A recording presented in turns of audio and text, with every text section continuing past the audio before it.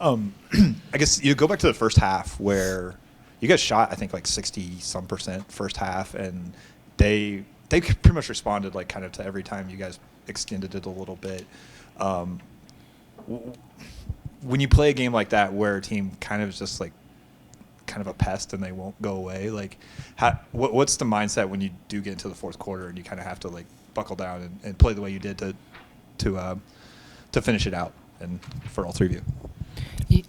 You want me to go? You go. Go ahead. I was going to say, a lot of it is kind of on us. In the first half, we knew our intensity just wasn't there.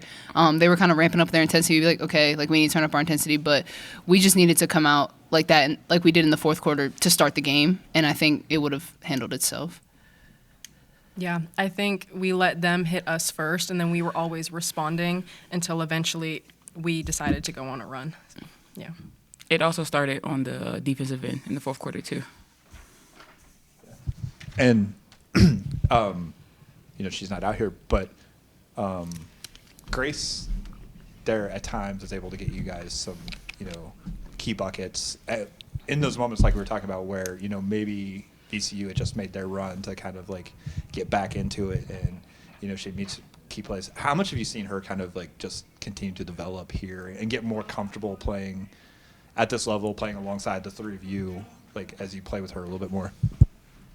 I think she gets better every single game, and her energy and effort is there every practice. So to see it in games like this really show off, I mean, we're all so proud of her, and yeah, we're all happy for her.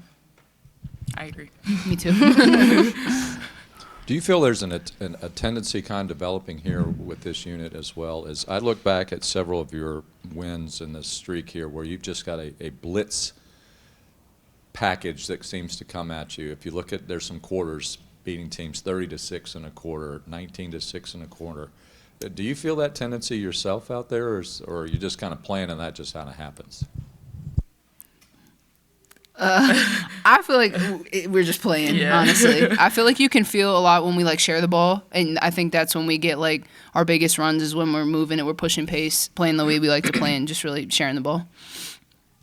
Bree, knowing your defense from last year, of course, I think we've talked about in our productions many times about watching you add more offense, to this.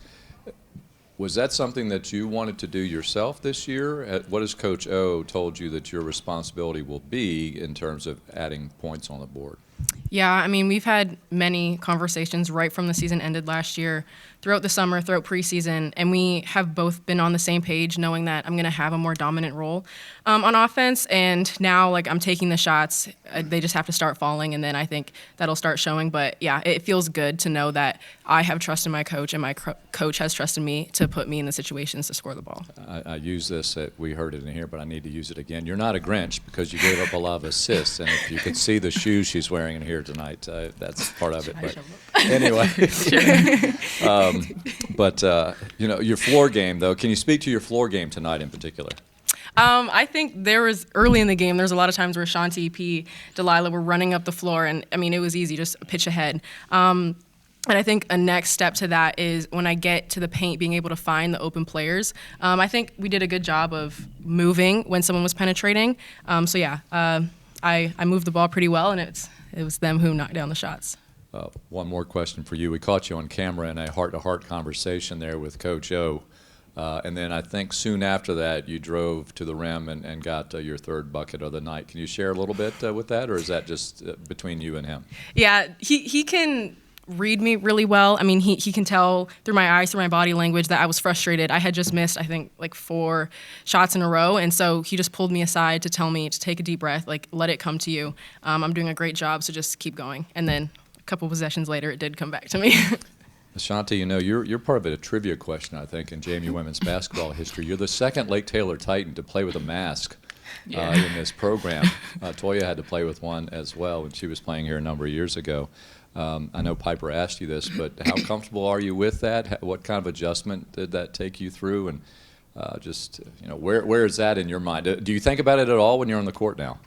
Not really. It's a big adjustment though. Like seeing like out my peripheral, like catching passes or even playing defense, seeing somebody go behind me, it's a little different because the mask is like blocking.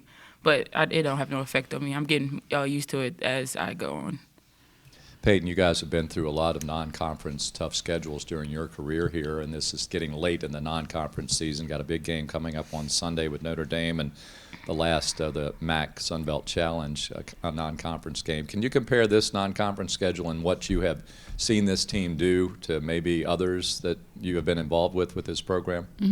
I think this is one of the best non-conference schedules that we've had. I think it's challenged us in a lot of ways. We've been able to see a lot of different teams, conferences, defenses, and I think it's really helped build our team up, especially learning ourselves, learning our strengths, weaknesses, and I think it's really going to help us going into conference.